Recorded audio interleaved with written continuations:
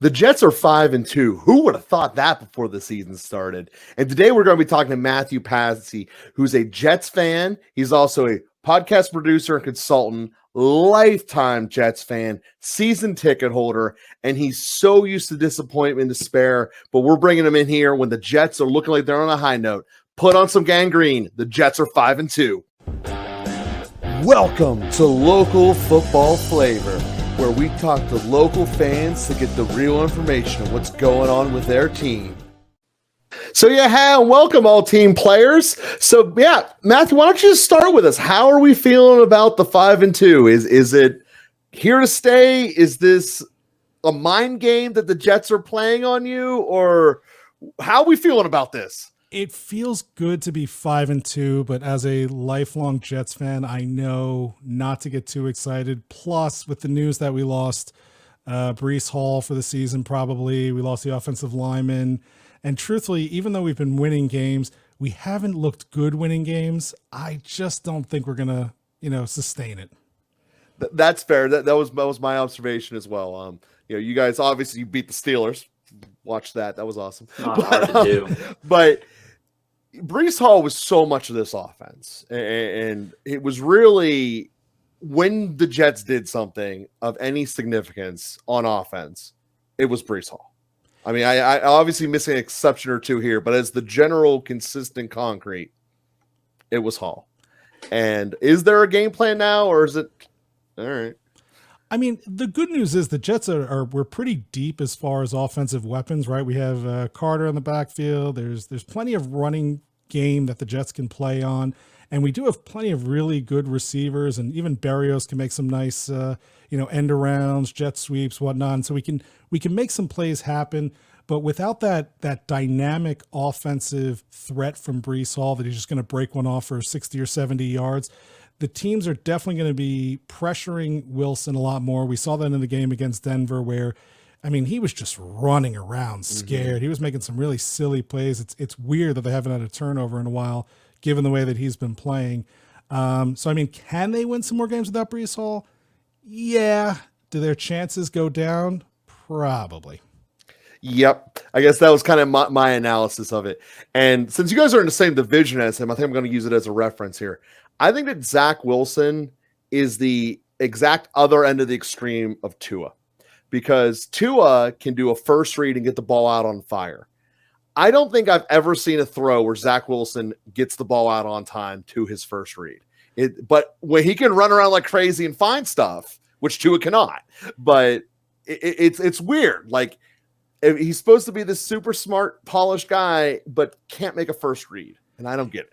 Yeah, it does seem like he's having trouble seeing the field, beyond the line, right? Which means he's got to scramble. Now, the good news is when he scrambles, if he has his footing, if he's got good positioning, if he's got his footing set, he could throw a dime right into the hands of a receiver. Sometimes it comes up short. And again, we've got some weapons that can really run, that can get open. But right, he's been running around scared. He's been under pressure a ton. And what I've also noticed, and I'm not sure if this is a problem with Zach, I don't know if this is a problem with the play calls, the play designs or what, but the Jets are notorious for being like 3rd and 6 and throwing for 4 yards, or, 3rd and 5 and throwing for 3 yards. Like, no, you need to throw for a first down. And they could do it, but they just don't seem to. So, that's why I think we're going to be in a lot of trouble, because we just can't convert third downs. Well, I can tell you as someone who does film on basically every team in the league, that's a plague that is taking over the world. Like the Black Plague killed all of Europe, that is killing drives across the NFL. No one is going across the sticks, and they think that they can juke out a safety and get it, and it just doesn't happen. It's nice when it does, but you have to plan for it. Exactly. It'd be way more efficient to just, hey, run past the 6 and then juke someone. First down plus. Whoa, what a concept! Crazy, Joe. As we look at the Jets, Matthew, when we think about the receiving core, you were saying that they have a lot of talented wide receivers, and they're young and they've got their share of issues. But the one I want to talk about and the one I want to get your opinion of is Elijah Moore. Seeing as he was benched last week, basically not with the team. Now coming back with an injury to Corey Davis, Corey Davis, I heard, was like day to day. And obviously, Breece Hall was incredibly dynamic and changed the way that the Jets played, especially when you looked at the way Michael Carter played last year, more of a plotter from what I saw. How do you feel about Elijah Moore going forward, and how do you feel about the way that the Jets game plan, the way that they need to game plan now that their dynamic weapon is gone? It's so interesting because when I was filling out the survey about this show, right, one of your questions always about the draft pick from a couple of years ago, and specifically for that year was Denzel Mims, right? Denzel Mims was supposed to be this dynamic, big-time wide receiver, and, he just sputtered, right, coming out that first year, a lot of it having to do with Wilson's performance and whatnot. And it's interesting when I saw that Elijah Moore wasn't playing, I saw one person said his injury was pouting, which I thought was hilarious. I think with Elijah Moore having, this kind of tiff with the coaching, with the staff, with his, not really wanting to go out there and play. And Denzel Mims, who was a guy who was on the bubble, right? There was some early talks of getting him traded off the team. I think there's an opportunity for him to step up, show us what he's really made of. I think he could be a really dynamic receiver, make a big difference. Pair him with Garrett Wilson. Again, like I mentioned earlier, Braxton Berrios, who's could be that perfect little slot receiver, Wes Welker kind of guy, right? Just get open in the short, break for a big play. And then we've got some pretty talented tight end players there, Conklin and Uzuma, who should be doing a little bit better, but it seems like Wilson is struggling to kind of find them, right? Those first reads. And then, when he's running around, they're usually a little bit harder to spot. But I'm not so much worried about Moore not being able to be a part of this offense. I think there's plenty of other things that are going on around him. And truthfully, even the remaining running backs, both Carter and Johnson, are great at catching the ball. So I think we still have plenty of offensive weapons if Wilson can get comfortable enough to find them and throw it to them and, get them in open field.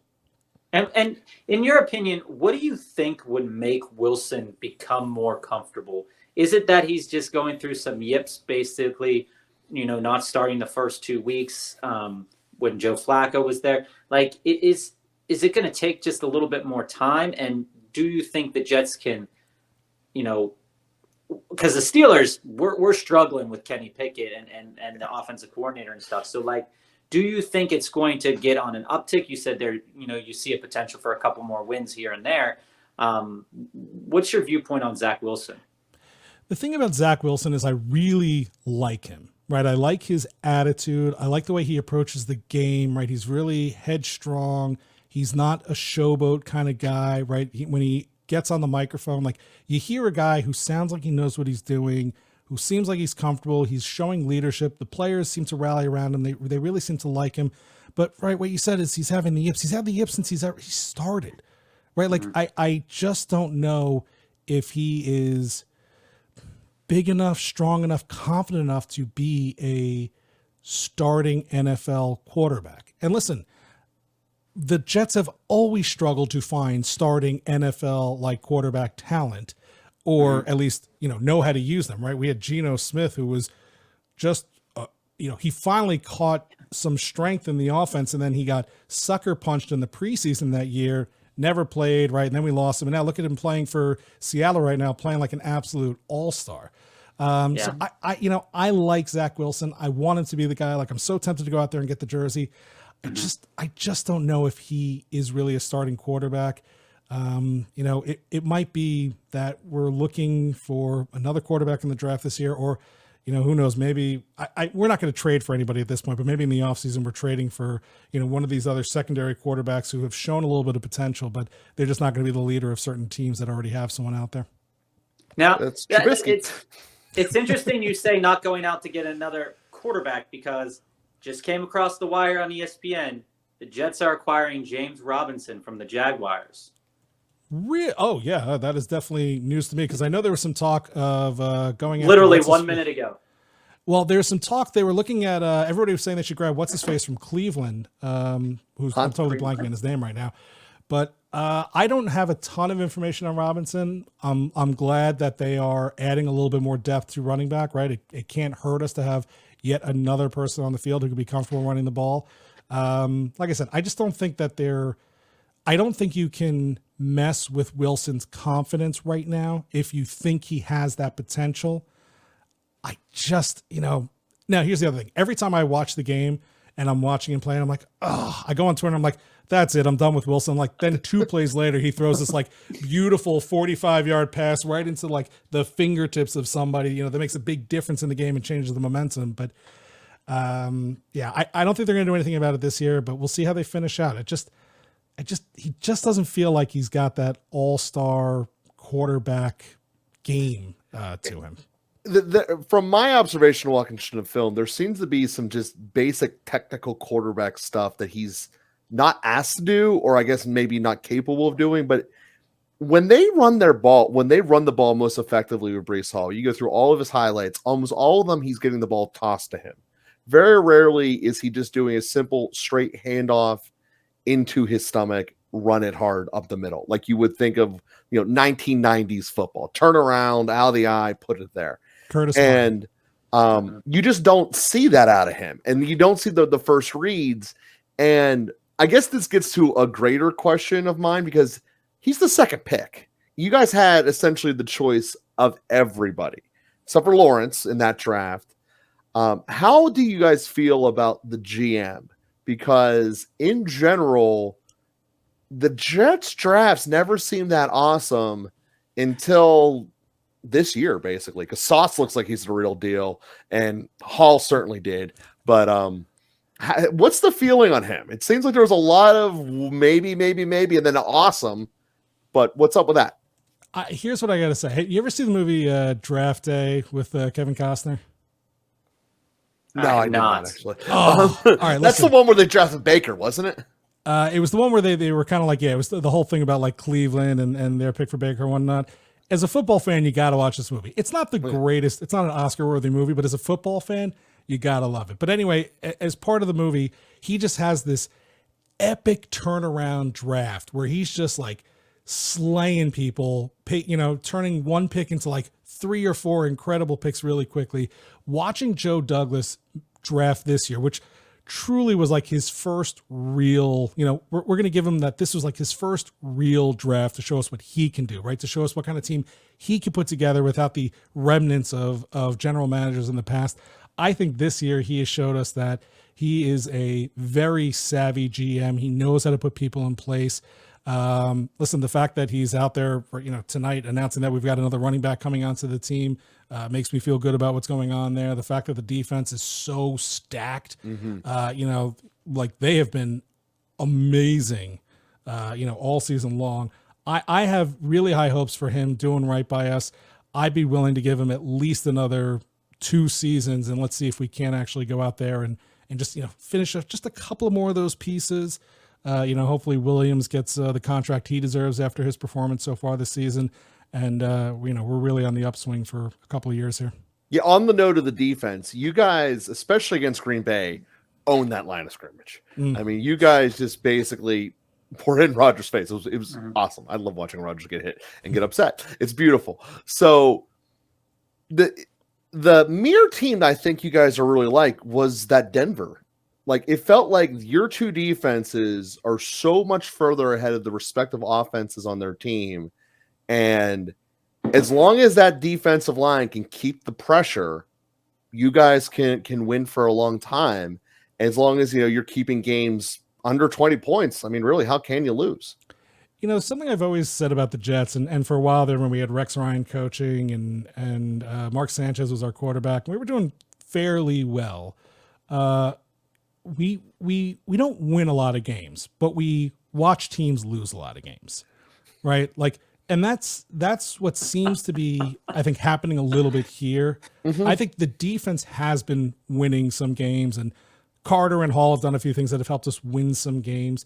But as a Jets fan, I'm still watching a team that I don't expect to win, right? I'm in a fantasy pick'em with some of my old work buddies. And even after last week, I still picked against the Jets this week in the pick'em, and great. I was happy to be wrong. And yes, they say defenses win championships. They do, but if you're constantly going 3 and out, the defenses are going to get worn down. They're going to get injured. They're going to get tired, And there's only so long that they can keep performing at that level. Also, it's only going to be so long until you run into, a really savvy general manager, maybe some who coaches in the, I don't know, Boston area, who's going to kind of figure out a way to work around what has been working for this team, right? Like kind of, figure out what our weaknesses are and kind of expose us for that little piece of it. So, listen, we've always been a very strong defensive team, right? Revis Island, in the 2000s, but even with Revis Island and the defense being as amazing as it was back then, we still could not really go the distance. And it's because the defense can only last so long.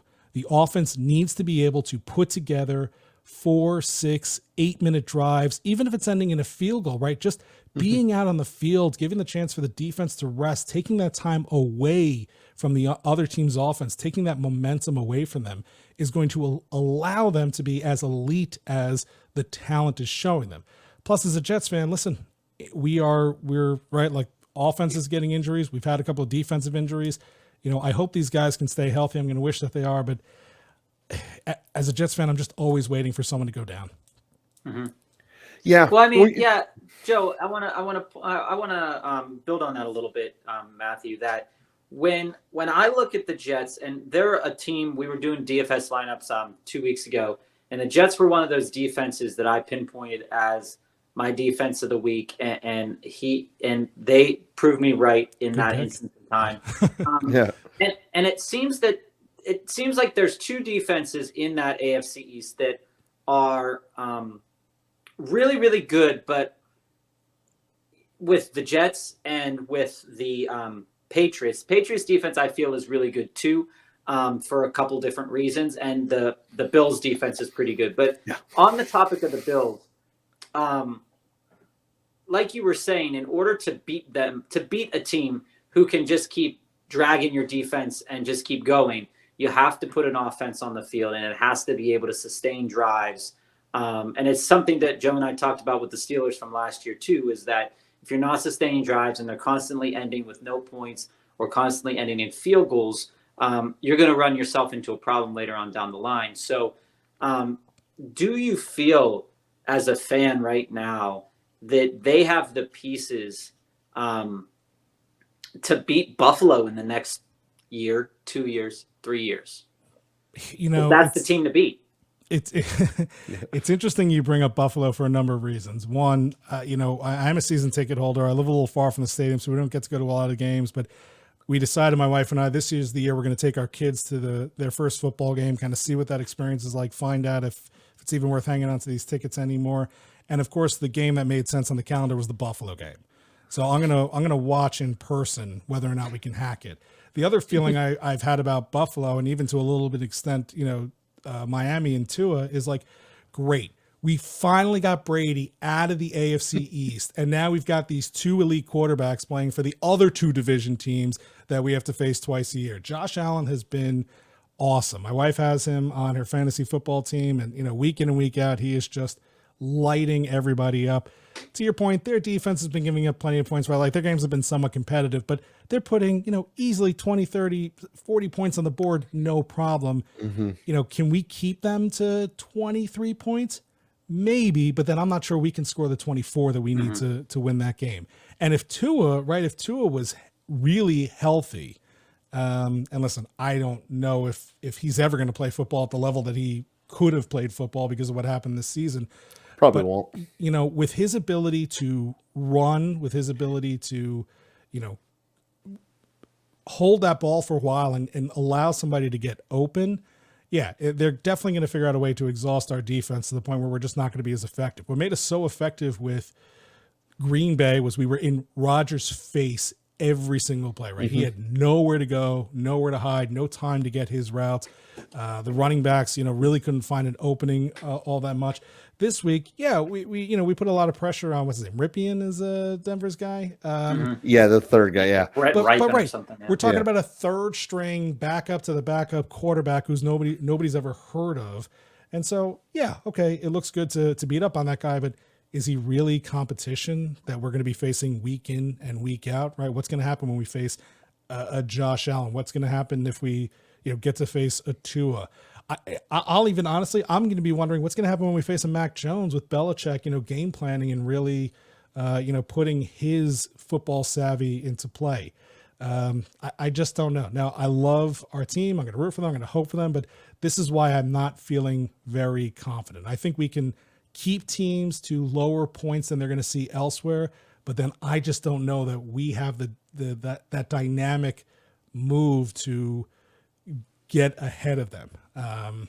Now, listen, if we can keep doing what we've been doing in the fourth quarter, right there, right before the weekend, the Jets were like outscoring their fourth quarter opponents by like 40 points or something like that, like highest in the entire league.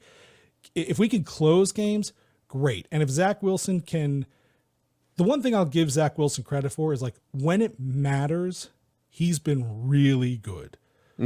But, if you're down by 21, I don't know if he could pull out 24 points in like 7 minutes of a fourth quarter. Just doesn't feel like it's there. Yeah, he's not Drew Brees by any stretch. But to your point, I respect that we care about the other division teams. Tua is nothing to worry about.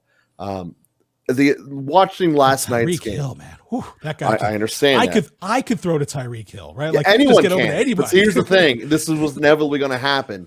They're using Tyreek Hill the way that the Patriots used Wes Welker. They're throwing short routes to him and hoping that he'll break something out. The problem is you get that guy hit too many times, the speed will inevitably break off, and we're at that point. They will be the September and maybe halfway to Halloween champions, which is kind of what happened to them. And as the year gets longer and Tyreek starts breaking down, they will fall apart. This is a Steelers defense that with the exact same defense on the field, Allen kept scoring to the point where he was he didn't even play the fourth quarter, and he put up more yards in the second half than Tua did the entire game. So as long as you're willing to say, hey, we're single coverage pressing Tyreek Hill, Tua is useless because he can't make a second read. And if you get an ounce of pressure on him, he is done. He cannot reset at all. He can maybe run, hope for a flag because he's going to get him now.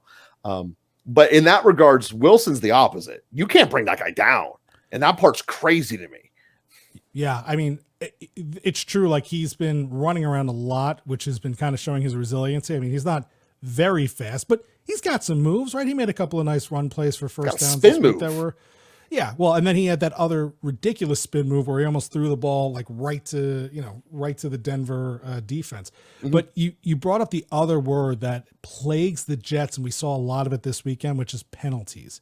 Right? Penalties are where we usually are killing ourselves. The defense has been pretty good about not being overly penalized. Sauce Gardner was seeing a little bit of too much pass interference, right? I mean, he's a dynamic player and he tends to be a little handsy, but like he's kind of figured out how to not get as many calls against him. But the offense, man, they just keep finding ways to hurt themselves, right? There is, and this is a chronic problem. Like every single time I've watched the Jets play from the time I'm 7 until now, the Jets never get to the line of scrimmage with like 15 seconds on the clock. Oh, that's right? A pet peeve of mine. They always get up to the line with like 7 seconds. He looks around, he's right, like they're shouting, they're panicking, and then they've got to try and snap the ball really quickly, or worse, they're taking stupid, ridiculous penalties like delay of game or false starts or right, whatever. Like there is no reason that a professional football team should ever be taking more than one of those 2 penalties during a game. And these guys get them 2, 3, 4 times a game. Until we kind of get that game management, that presence to move it, right? Like again, going back to Brady, because I had to watch a lot of him in my lifetime. Brady never took a delay of game, right? The Patriots never had a false start.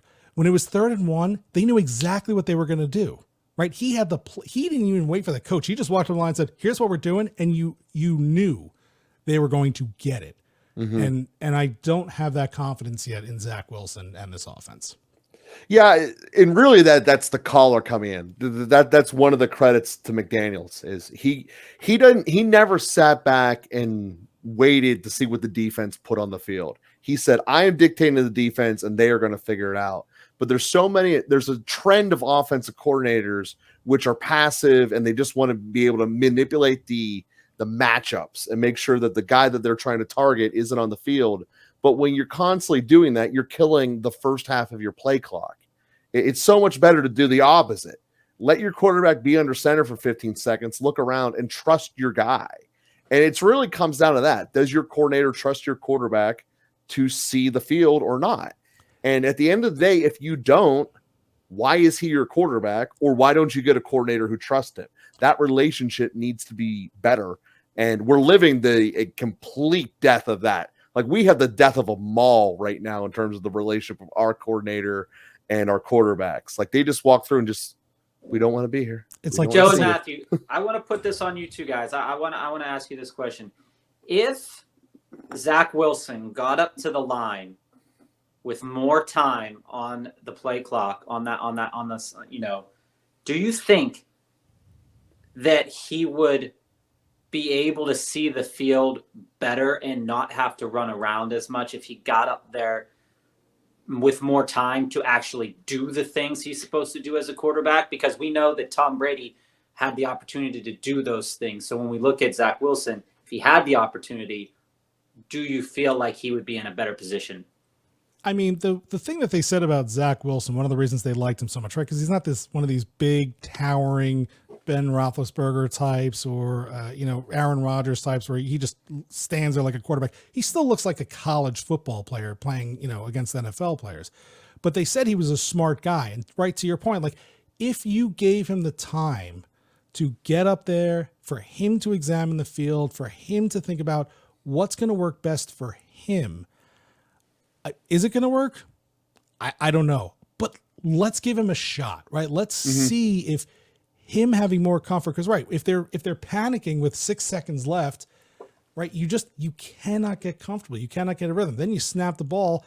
Your offensive linemen are probably also a little disheveled, right? Someone's missing a block, someone's missing coverage, and now, right, you're scrambling, you're panicking, and you're making terrible throws. This year, so far in the games that he's played since coming back from the injury, he has not turned it over. He's made a few plays that he deserved to have the ball turned over on him for one reason or another. But that's been true of his career with the Jets all along right now. But right, if he got there, if everybody had time to be comfortable, to be at the line, to know what they were going to do.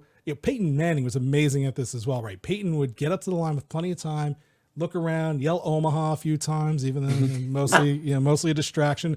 But he commanded the field. He wasn't being used as a pawn of the offensive coordinator. And I think to both of your points, right, if given the chance to command the field, could he be better? I would like to think so. If not, then he's not the guy. I'd much rather have a commander on the field than just a hired arm. And the other part of not coming out quickly is that it ultimately hinders your ability to do motion.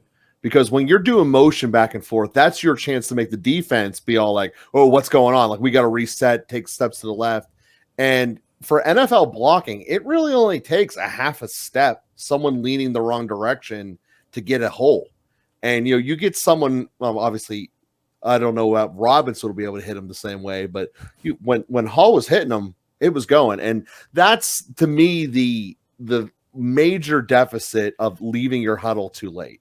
Because, you can do all of these great things. And Payne would do it like 6 times. Just, all right, we're going to put Marvin Harris on the left. All right, I don't like that. We're going to move him back to the right and just see what happens. Edgerrin James go out in the slot. And, it's kind of thing that's constantly making the defense think. And the more you can make a defense think, the more you're going to win. Because on the defensive side of the ball, if you can just read, react, and kill, you win. That's why Jacksonville was better off in the beginning of the year than now, before more offenses had things implemented. Well, and also if you are getting up to the line quickly, you're not giving the other team a chance to really sub in, change out their packages and whatnot. So if you could just, make it seem like, no, we're moving. They're going to have to use what is on the field. And right, if you can do it quickly, first down, right? Maybe you get 3 or 4 yards, run it again for another 3 or 4 yards. Now you're looking at easy 3-1, 3-2 maybe, and you can make that with confidence. But right, if you're getting to the line slowly, your 1st and 10 handoff only gets you 1 yard. Your second play gets you maybe 2 yards. Right now you're in all these 3rd and long situations, and now you are on the defense trying to pick up those yards, right? It's like when you're watching baseball. You'd much rather be 3-0 facing the pitcher than 0-2 facing the pitcher, right? That has given them the power. And the Jets just seem to give the defenses the power more often than take that power from them right from the get-go. And I think, and I'm looking, and you mentioned him before, I'm looking at Braxton Berrios, and every time he touches the ball, there's a potential to do something super special on the field.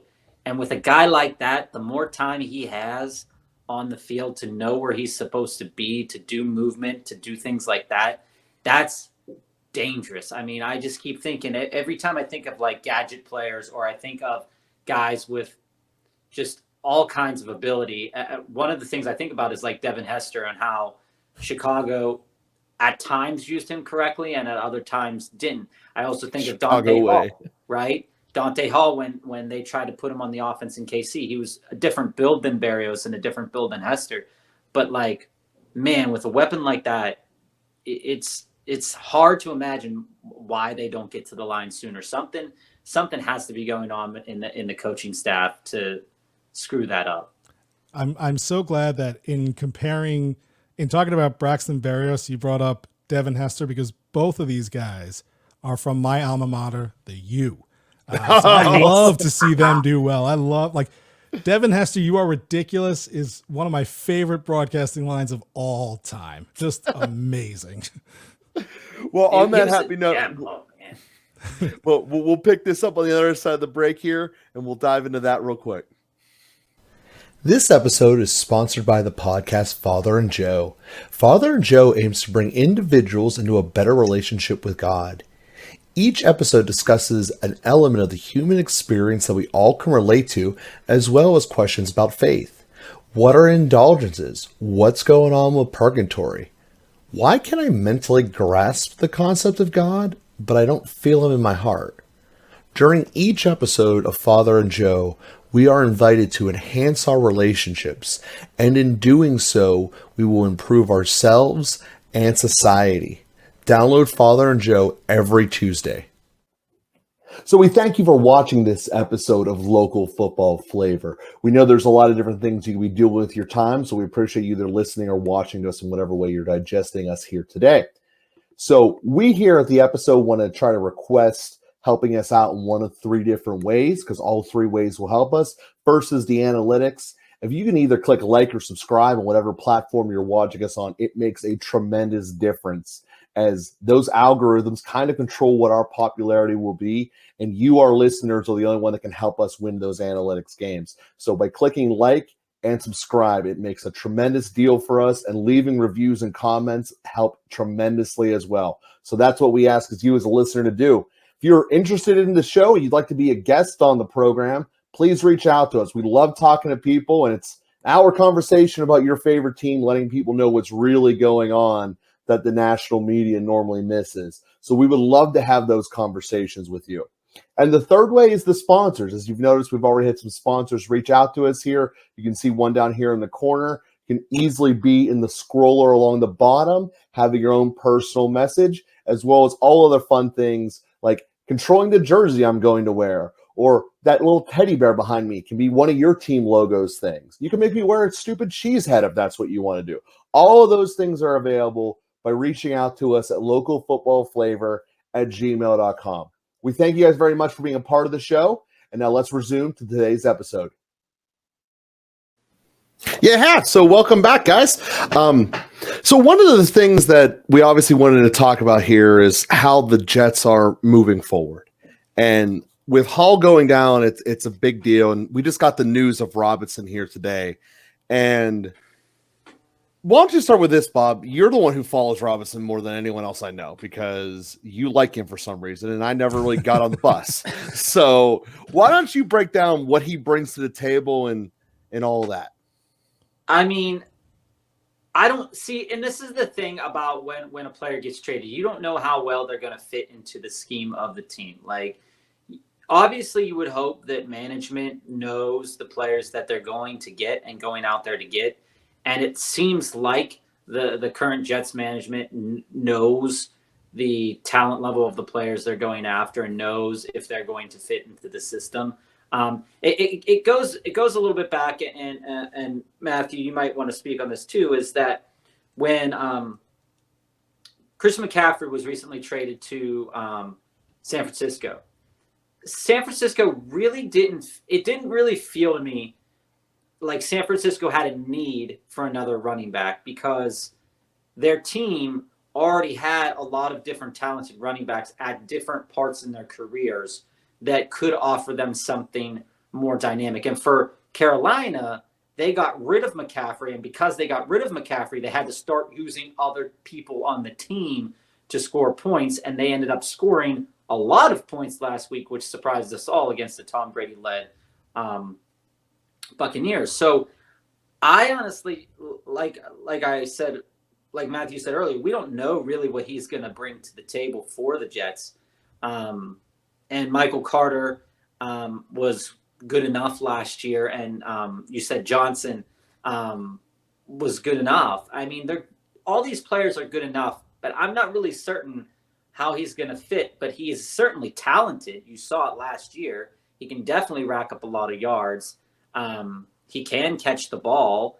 And so is he as dynamic as Breece Hall? Absolutely not. That's why he was sitting behind Travis Etienne.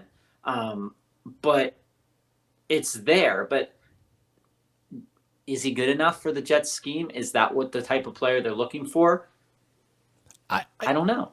Yeah, I mean, I'm not really sure. Again, I don't know too much about his career. I haven't followed it very closely, so I'm not sure what his playing style is. Is he a heavy downfield runner? Is he a guy who can quick and juke and all that different stuff? Is he a good blocker? But the fact is, right, Breece Hall is down. Our fullback is down. So we really only have 2 runners on the team. Now, we might have some folks that we could pick up from the practice squad or maybe free agency that we could have brought in to do it. But the Jets need depth at running back to be successful, right? You've got to give the other team something to think about, right? Because with a guy like Breece Hall or McCaffrey, like when they're on the field, you kind of look at them and go, yeah, the ball's going to them, right? And you just kind of know what's happening.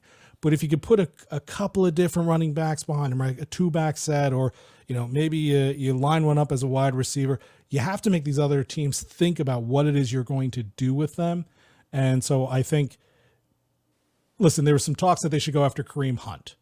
I would love that, right? That was the Cleveland player I couldn't think of earlier. Maybe the Jets should get Kareem Hunt.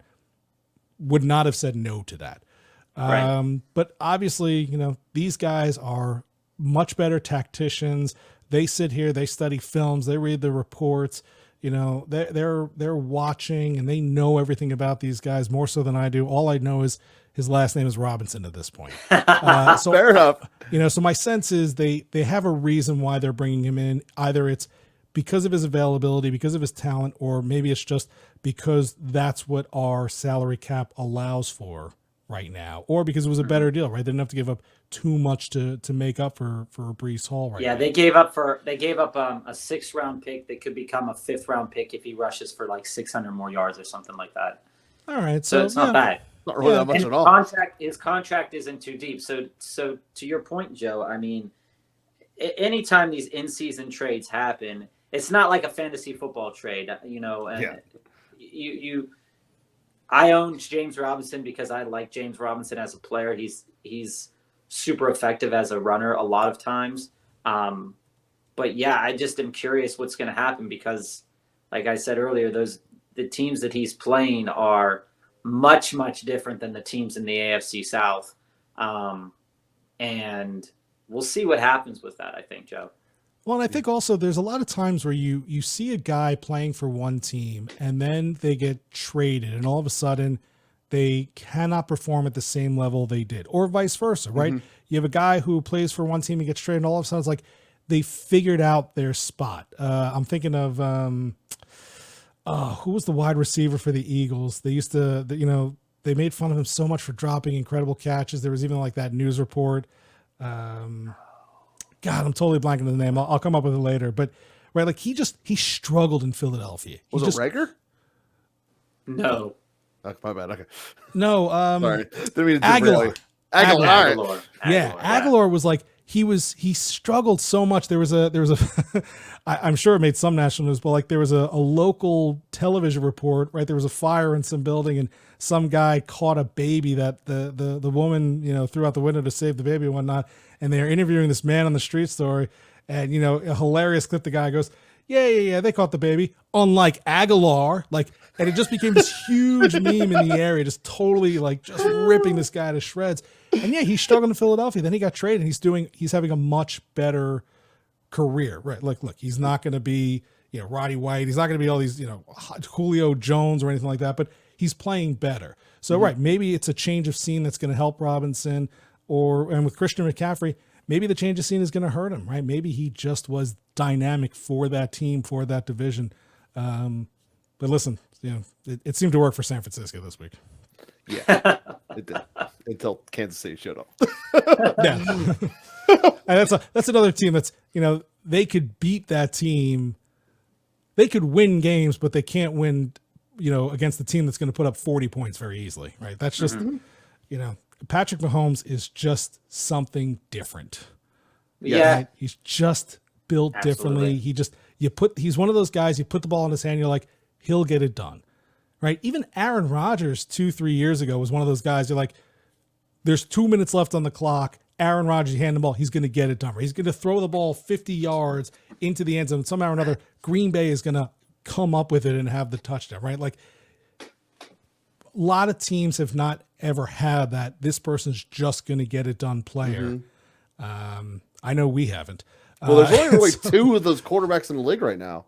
One of them happens to be in your division. The other one's Mahomes. Yeah. The last time we had a player like that, his name was Namath, right? And that was long time ago, right? He said to everybody, I'm going to get it done for the Super Bowl, and he got it done. And that's the last time we've had that kind of dynamic player at quarterback. Yeah. And I think that's part of why we see the league so basically 500, because there's not this guy's just going to win no matter what. There's a lot of coaches that will lose the games for them, and we're starting to see that happen. But even Burrow, it's not like he has 3 games a year where he throws 6 interceptions. Well, you think Jalen Hurts is like that? I mean, Eagles are undefeated right now, but I think it doesn't feel like that. I think the Eagles line is like that. See, the Eagles can crockpot you the way that Alabama does. It's just every single drive they're putting up points, and you're going to have at least 2 3-and-outs during that period of time. And just by simple math, you end up down by 10 at the start of the fourth quarter, and he can run the ball into oblivion. Philadelphia, I don't think, unless Dak gets them, I don't really see a loss on their schedule. We're going to get murdered by them next week. Absolutely murdered. It's going to be uglier than Buffalo, because at least Buffalo, they aired it out on us. They're like, oh, not everyone hits a 98-yard touchdown every week. This is going to be just 7-yard run, 7-yard run, 7. You don't belong on this field. Another 7-yard run, and that's all it's going to be against us. And it's to your point that the Jets went through of if you keep catching the ball short of sticks, you might as well just go punch your defense in the face, because they're going to be out there all day. And that's why I think the Eagles have a great chance, because there's no quarterback they face anymore. There's no quarterback in the NFC, really, is the answer. Now that Rodgers has taken so much mushrooms, he's done. There's not a replacement. The fact that you brought up Geno Smith as playing like an all-star shows how bad the NFC is. Well, and we felt that way about Sam after he started playing in Carolina. Right, we traded him to pick up Wilson. His first couple of games in Carolina, he wiped the floor. Like, he looked like an all-star quarterback. And you're just like, it's just the Jet uniform. Just brings out the worst in people. But then we got to see Darnold's true colors, and he just doesn't have it either. Yeah, I do think there's something about Carolina, because Baker was actually a decent quarterback. He is the first quarterback in like 20 years that got them to winning. And then they threw him under a bus like crazy, and now he can't even function in Carolina. Well, here's the thing, though, and this is something to say about the league in general, as we're talking about superstar quarterbacks. All of the superstar quarterbacks are in the AFC, it feels like. Mm-hmm. Every single one of them. So, I mean, there's 2 of them. Well, I'm saying on the whole, if we're talking about guys that you're going to have a franchise around. You have Burrow, you have Lamar Jackson, you have Herbert, you have Mahomes, you have Josh Allen. And there are probably some extra guys here or there that you might look at. Trevor Lawrence could be potentially one of them. Who knows? No. Herbert. But Herbert is, but his coach will keep him from will keep him from winning. But as we look at it, though, the NFC, do they have the guys like that? Not really. But if you go back 5 years, right? You go back 5 years and you think about all the titans of the NFC, right? You had Eli Manning, you had Drew Brees, you had Rodgers. The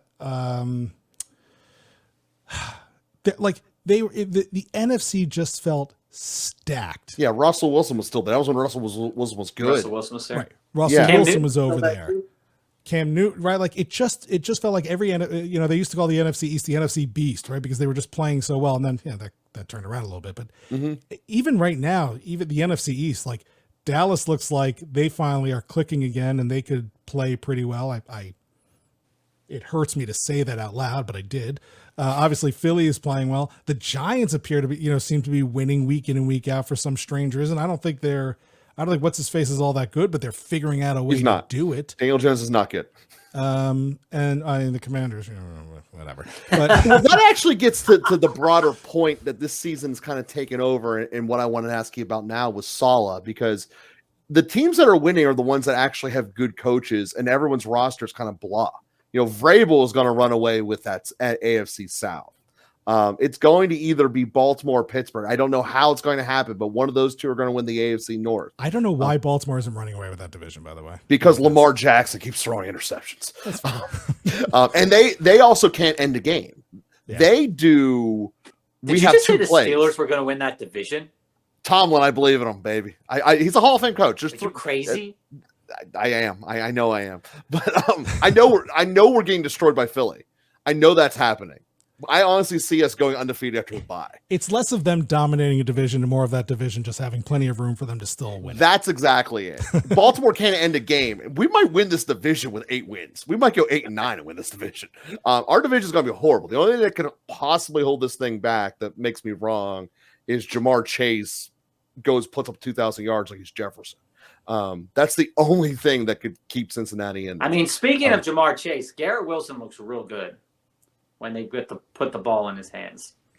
Yeah, but that's it, right? You have this all-star receiver, and the other teams don't have to show him too much respect because they're not necessarily worried about Zach Wilson getting the ball to him on time. Right? Like if he gets open, great. But if you're smart enough to put 2 on him or whatever, put the right coverage, he can't get the separation, or Wilson doesn't have enough time to find him. Yes, that's really a big factor with your line is weird because they're run blocking really well, but they don't pass block that great. We lost like 3 of our starters by week 1, right? Like we thought we had finally put together an offensive line, and a bunch of them went down early in the season, and they're just it's just not there. But you were starting to talk about coaching, and what I will say is about Saleh is he a Hall of Fame coach? I haven't seen it yet, right? Like I don't see the tactician, right? I don't see the guy who impresses me with his game plan, his game call, all that different stuff. He has definitely helped to change the culture of that team, which we absolutely needed, right? That team has been a circus and, a bad soap opera for a long time. And so I definitely think he has brought that piece of it in, which has been nice. But I still haven't seen where he is going to be a Tomlinson or anybody. Like I just don't know. A lot of people don't see it. That's fair enough. Well, it is incredibly hard to turn over a culture. We saw that in Cleveland, but that's a different skill set of turning over a culture versus winning. And I think that so many people lump them into the same category. So ultimately, Cleveland turned their culture around with this latest head coach, but they're not a winner. And when I think of the Jets, it's abysmal coaching since Rex Ryan until Saleh. I mean, unless I'm missing somewhere in between there. That's Rex basically Ryan wasn't a great coach either. They won like the Rex Ryan era. Everybody talks about Rex Ryan being this amazing coach. I thought Rex Ryan talked a good game, and other teams lost to the Jets during his tenure. okay. Right? Like that was a time where, again, we didn't win a lot of games. Other teams tend to lose games to us. And we'd win one or two here. But listen, the most infamous blunder of all time occurred under Rex Ryan. Right? Yeah. It was the Thanksgiving, the butt fumble game against the New England Patriots. I was at that game and sitting in the stands with the other season ticket holders at that time. That play happens. One of the guys sitting next to me, we're usually pretty much like, we love our team. We're going to stick with them, all that stuff. I remember this guy going on like a 10-minute tirade, just being like, that's it. I'm done. I can't take it anymore. Why do we keep doing this to ourselves? I mean, the whole section was in stitches watching this guy just finally lose it over this team. But Rex Ryan, he talked a good game. We got ourselves in the news, right? I think HBO had us on whatever. I forgot what. Yeah. We were on the show that preseason. It's like we were good talk, but we were still committing tons and tons of penalties. We still weren't getting to the line. We still couldn't win a game with any confidence. We would just watch teams lose games in front of us. It was still more field goals than touchdowns. And so I just didn't think that he was the greatest coach ever. And then we kind of became a circus under him, which I thought was really, really embarrassing. Now, the funny thing is once again, we talk about, people who come to you and it doesn't work, then they go to somewhere else and they work. Todd Bowles. I thought Todd Bowles was a great coach and had nothing to work with. Mm-hmm. And I don't think, and listen, he got it done in other places. And then when they got Gase in there, like, ugh, Yeah. ugh. I make an argument he's the second or third worst coach of my lifetime, and that includes Urban Meyer. I was gonna say, who's the number one? Urban Meyer. Okay, Urban Meyer, and then he's in a fight with Nagy over in Chicago. But yeah, I mean, I think that I like I like a coach who wins and doesn't have to tell you they're winning, doesn't have to, boast about their winning. They let their performance speak for itself. And right now, I mean, Saleh's had a couple of nice, noteworthy moments, but, he's basically been out there saying, these guys are playing great. I trust these guys. We are playing together. And I think we could stop being a 4-12 team under him for a little while. Mm-hmm. Well, that's a culture change. Joe and I definitely talked about that, where we'd rather, with head coaches, we need head coaches that are going to be a coach and not be, a grandstander or, or a friend to players. We want them to be a coach. And like you said about Gase and Ryan, I saw similar things, that they were not good for the franchise. Todd Bowles definitely 100% was good for the franchise. Definitely gets a bad rap. But when we look at going forward, is that like the coaching matters so much in the league. And you look at guys like Bill Belichick, and you see, I'm just going to use him as the point here, is that it's no frills. We're winning games. And I absolutely love the distinction that you made, is that we're not watching other teams lose games. You're not losing on yourself. Going out there and winning games. And that's what you want out of this team. And it's a lot of the pieces are there. It's just that, can this coach elevate those pieces, and can the staff elevate those pieces to the next level? Because the team does have talent that it didn't have you know, in those messy years. And what's going to happen with it? That's the question. I pulled up the list of coaches just because I was curious about something, and looking at all the Jets coaches that we've ever had going back to 1960, we have exactly 2 coaches that had a winning record. One of them was Al Groh. He only coached for 1 season, 9-7, so he just got over the line. The other one was Bill Parcells. And of course, like, he's a legendary football coach. Every other coach we've ever had has had a losing record as the head of the Jets football team. And some of those guys graduated to show that they could do better. Listen, I think some of our problems has to do with team ownership. Not a fan of the owners of this team right now. I'd love to see Gary Vaynerchuk come in and actually buy this team and, really change some things around in there. But yeah, he's not had a great start, Saleh, and I doubt they're going to give him enough time to turn around. But yeah, we could really use a winning coach, right? Like you said with Pittsburgh, you watch him coach, you're just like, yeah, they're going to win the game.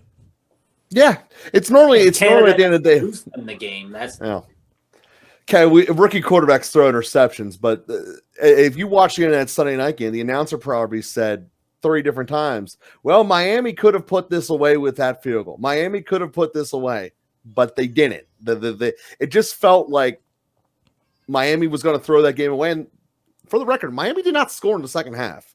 They were able to figure out Tua quite easily. But as we conclude this show, as we do with all of our guests here, Matthew, we want to give you a chance to do any self-promotion, any final thoughts, give you the full screen here and a chance to talk about anything that you want at this moment.